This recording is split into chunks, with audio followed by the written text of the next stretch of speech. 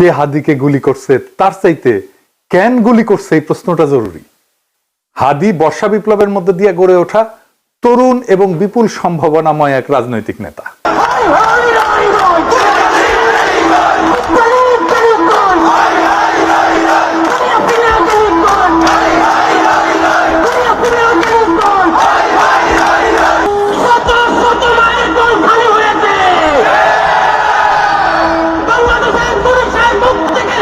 অনেকে আওয়ামী লীগের দিকে আঙুল তুলতেছে।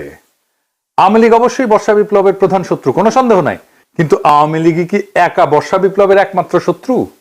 না, রাজনৈতিক দলগুলো যারা হাসিনা বিরোধী লড়াই করছে তারাও তো বর্ষা বিপ্লবকে ধারণ করে না। সরকারের মধ্যে বিপ্লব বিরোধী ধান্দাবাজ অপদার্থ ধ্বজভঙ্গ লোকেরা ঢুকিছে একের পর এক। প্রফেসর ইউনূস নিজের বউয়ের ডাক্তাররা ঢুকাইছে মন্ত্রী পরিষদে, বন্ধুর পোলারে ঢুকাইছে, তার গ্রামীণ ব্যাংকের লেসপেন্সার সব ঢুকাইছে, পলিটিক্যাল পার্টিগুলো তাদের নিজেদের লোকদেরকে ঢুকাইছে, এবং বেশিরভাগই অপদার্থ। না আছে এদের ম্যানেজমেন্ট স্কিল, না আছে পলিটিক্যাল নলেজ, না আছে সদিচ্ছা, না আছে শরীরে জোর। আওয়ামী লীগ অস্ত্র কিনে সশস্ত্র যুদ্ধের ডাক দিছে, অস্ত্র কিনে যুদ্ধ করার কথা ঘোষণা দিছে, একবার না বারবার জেনেভায় যায় প্রকাশ্যে দিছে। দেখেন একের পর এক দেখান এইটা সেন।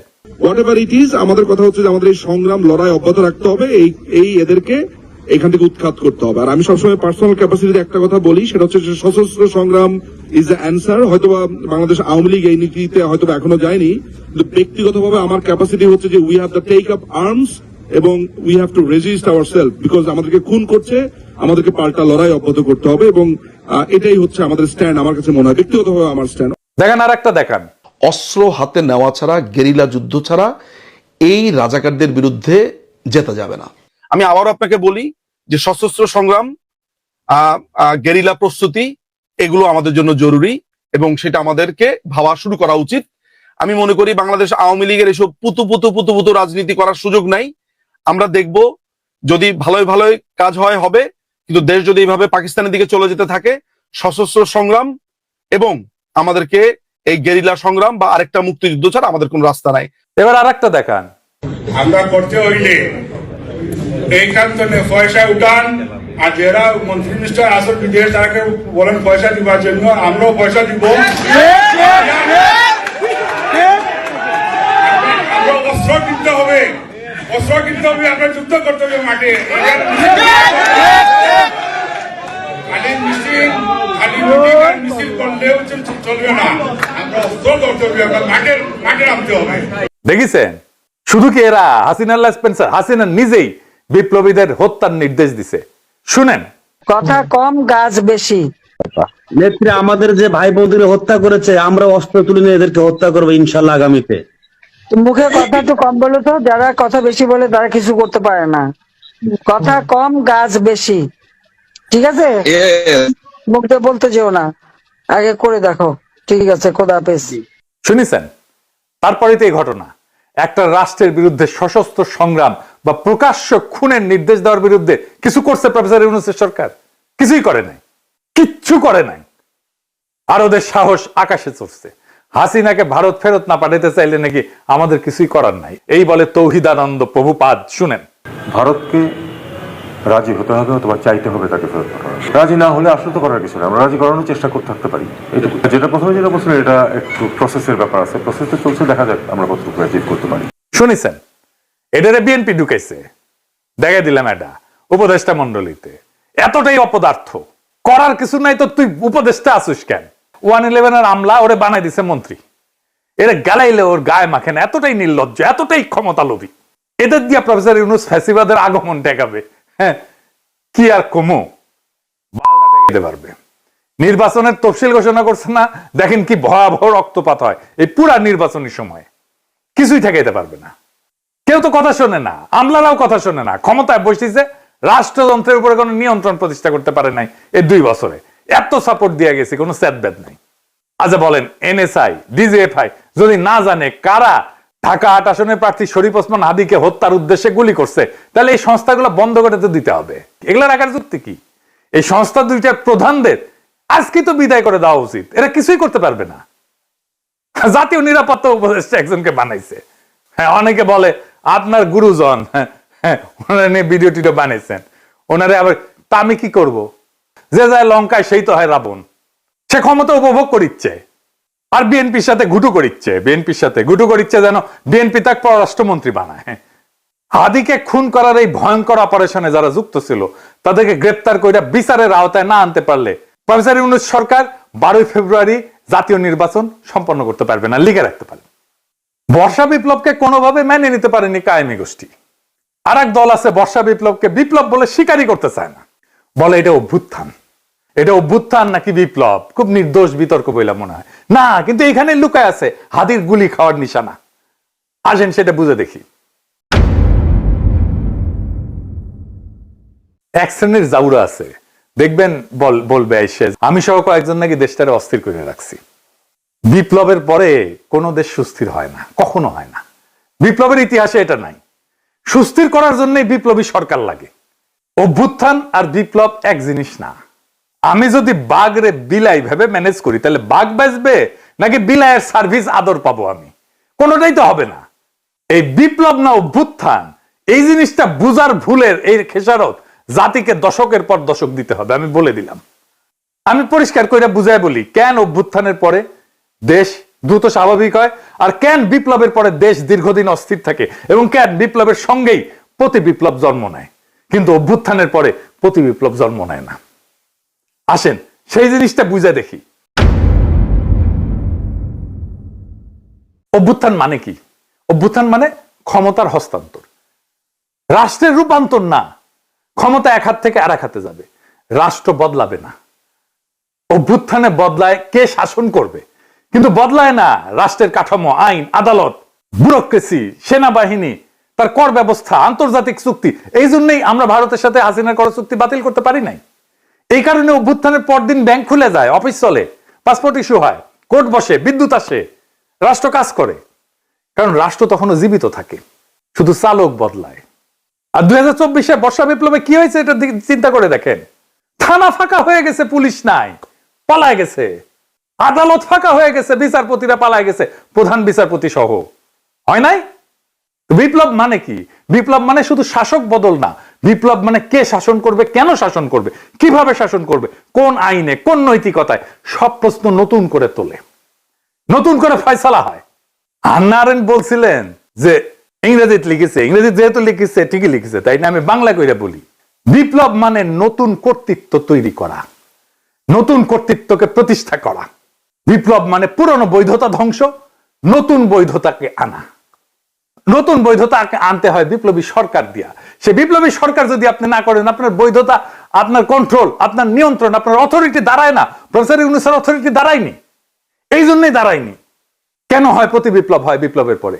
কারণ বিপ্লব কাউকে না কাউকে বলে তোমার দর্শন ভুল, তোমার আদর্শ ভুল, তোমার বিশ্বাস ভুল, তোমার সম্পত্তি অবৈধ, তুমি দেশের শত্রু, তুমি জনগণের শত্রু। তাই যখন কেউ সব হারায় তখন সে লড়াই করে। অভ্যুত্থানে কেউ সব হারায় না, বিপ্লবে অনেকে সব হারায়। বিপ্লবে আওয়ামী লীগের সব হারানোর কথা ছিল, ভারতের সব হারানোর কথা ছিল, হারায় নাই, সব রক্ষা করা হয়েছে।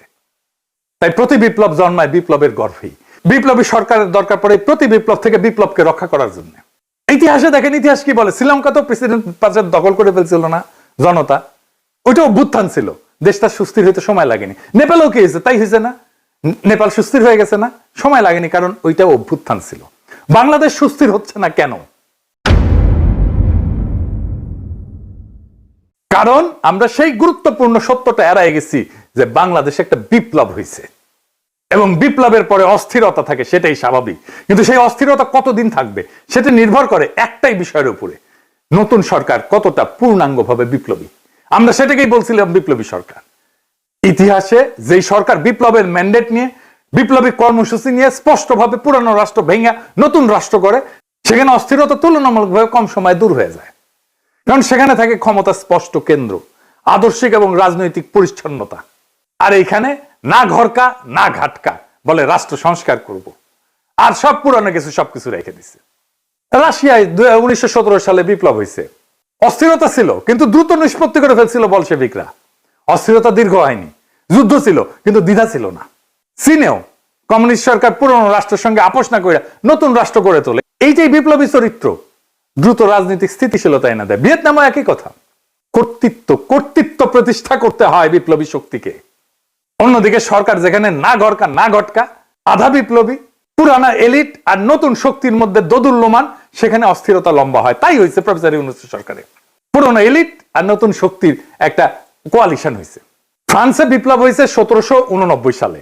এরপরে দশক ধরে অস্থিরতা চলছে। মূল কারণ ছিল বিপ্লবের প্রশ্নে স্পষ্ট সিদ্ধান্তের অভাব। অর্থাৎ সমস্যাটা বিপ্লব না, সমস্যাটা হইল অসম্পূর্ণ বিপ্লব, বিপ্লবের পরে কর্তৃত্ব প্রতিষ্ঠা না করা। প্রফেসর ইউনূস কর্তৃত্ব প্রতিষ্ঠা করতে পারে নাই আমাদের অনেক সাপোর্ট সত্ত্বেও। যত বেশি বিপ্লবী সরকার হয় তত দ্রুত ক্ষমতার প্রশ্ন মীমাংসিত হয়, তত দ্রুত দেশ স্থিতিশীল হয়। বিপ্লবকে যে থামায় দেয় যায় সরকার, অস্থিরতা তার পিছু ছাড়ে না, প্রফেসর ইউনূসেরও পিছু ছাড়বে না। কিন্তু বিপ্লব যে সম্পূর্ণ করে, স্থিতিশীলতার তার অনিবার্য ফল। আজকের অস্থিরতা, অরাজকতা সবকিছুর দায় ওই ছাত্রদের, যারা প্রফেসর ইউনূসের সরকার বানাইছে। এডিটর সাহেব, প্রফেসর ইউনূসের পেছনে ছাত্রদের ছবিটা দেখান, কারা কারা আছে। এই সব কয়টার দায়িত্ব এটা, এরাই প্রফেসর ইউনূসের সরকার বানাইছে। এই দায় নিতে হবে, ছাত্রদেরকে নিতে হবে, ওয়াকারকে নিতে হবে, রাজনৈতিক দলকে নিতে হবে, আসিফ নজরুলকে নিতে হবে, যারা এই সরকার গঠন করছে, সবার এটা দায়। এখন শেষ প্রশ্ন, কেন হাদি গুলি খায়, অন্য কেউ না? এর কারণ হাদি শুধু জুলাই বিপ্লবী না, হাদি একজন আপাদ মস্তক ভারতীয় আগ্রাসন বিরোধী। ভারতীয় আগ্রাসন বিরোধী হয়ে বাংলাদেশে বাইসা থাকাটা মুশকিল। প্রেসিডেন্ট হইলেও বাইসা থাকা যায় না। জিয়ারে মরতে হয়েছে না, ইলিয়াস আলীকে মরতে হয়েছে না, সালাউদ্দিন কাদের চৌধুরীকে মরতে হয়েছে না, জামাত নেতাদেরকে মরতে হয়েছে না, আবরারকে মরতে হয়েছে না, হাদিকে নিয়ে কম কুৎসা রটনা করা হয়েছে। দেখেন এই মালটাকে চিনতে পারেন কিনা দেখেন। জুলাই গণ অভ্যুত্থানে হাদির অবদান কি দেখতে হবে না? এই গণ অভ্যুত্থানের সময়ে, গণ অভ্যুত্থানের পরেও হাদি নামে কাকে মানুষ চিনত না। বাংলাদেশের সংকটে হাদিকে এদেশের মানুষ পায়নি। বাংলাদেশ যখন কাঁদছিল, বিপদে পড়েছিল, যখন রক্ত ঝরছিল, তখন হাদিরা সিনা টান টান করে দাঁড়ায়নি। তখন কিন্তু মির্জা আব্বাস ভাইরা দাঁড়িয়েছিল, তাদের হাজার হাজার কর্মীরা এখানে অবদান রেখেছে, লড়াই করেছে। শুনেছেন এই বাটপারকে বিএনপি কোলে তুলে রাখে। বিএনপি যা যা করতে পারে না, বলতে পারে না, এই বাটপারকে দিয়ে করায় আর বলায়। এটা বিএনপির মাস্তান, এটা বিএনপির ভার্চুয়াল মাস্তান। হাদিকে নাকি সে মাঠে দেখে নাই।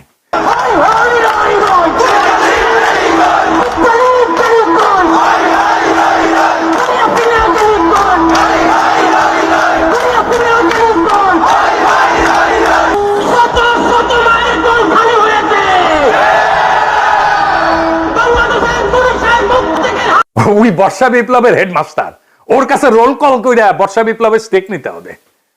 ওরে কিছু বললে বিএনপির বুদ্ধিজীবী ডাক্তার জাহেদ পর্যন্ত সেট করে ওঠে, কাইন্ডা শেষ হয়ে যায়। এই এপিসোড যখন রিলিজ হবে তখন হাদির ঠিক কি অবস্থা থাকবে আমি জানি না। এখনো পর্যন্ত হাদি ভালো আছে। হাদির কথায় আপনারা বারে বারে মৃত্যুর কথা আসতো, শহীদ মৃত্যুর কথা আসতো। আমরা তার এইরকম একটা কথা শুনেই এপিসোডটা শেষ করব। কিন্তু একটা কথা আপনাদেরকে স্পষ্ট করে বলে যেতে চাই, জুলাই বিপ্লবকে বিজয়ী করা ছাড়া আমাদের সামনে আর কোনো রাস্তা খোলা নাই। প্রফেসর ইউনূস বিপ্লবকে লক্ষ্যভ্রষ্ট করেছে। আমরা আবার সেই বিপ্লবকে সম্পন্ন করব, বিজয় করব, প্রয়োজনে আবার এক নদী রক্ত পাড়ি দেব, কিন্তু বিজয় নিয়ে ঘরে ফিরবো ইনশাল্লাহ। ইনকিলাব জিন্দাবাদ। মন খারাপ হয় যে আল্লাহ যদি আমাকে কোনোদিন নিয়েও যায়, তো এই যে ছেলে মেয়েগুলো, মানে আমি আল্লাহর কাছে সবসময় দোয়া করি। আপনি জানেন যে আমার আল্লাহ একটা সন্তান দিচ্ছে, 3 মাস ওর বয়স। আমার বাচ্চাটা তো আমি 3 মাসে 30 মিনিটও কোলে নিতে পারি নাই। তো আমার ওয়াইফ খুব মাঝে মধ্যে আর কি মজা করে বাচ্চারে বলে যে ইনকিলাব মঞ্চের মুখপাত্র তোমার সাথে দেখা করতে আসছে। তো আমার এই প্রথম মনে হলো কি যে আমি ভাইয়ারে বলি, ভাইয়া আল্লাহ যদি আমাকে নিয়ে যায়, আমার বাচ্চাটার দিকে একটু খেয়াল রাখেন। তো এই কথাটা আমি বলতে পারিনি। আব্বার একটা, মানে আপনি যদি বলেন যে আমার সারা জীবনের যেটুকুন সততা, সাহস, লড়াই, এটার দুনিয়ার সমস্ত শক্তি আমার আব্বা। আমি যদি কিছু হইলেও করতে পারি সততার সাথে, আল্লাহ যদি আমার রহম করে, তাহলে আমার ছেলে, আমার পরিবার, আমার ভাই বোন, আমার ইনকিলাব মঞ্চের ভাই বোনগুলো, এগুলো আল্লাহ দেখবে যেভাবে আল্লাহ এখন আমাদেরকে দেখতেছে। সুতরাং কারো কাছে আর কোনো প্রত্যাশা নেই।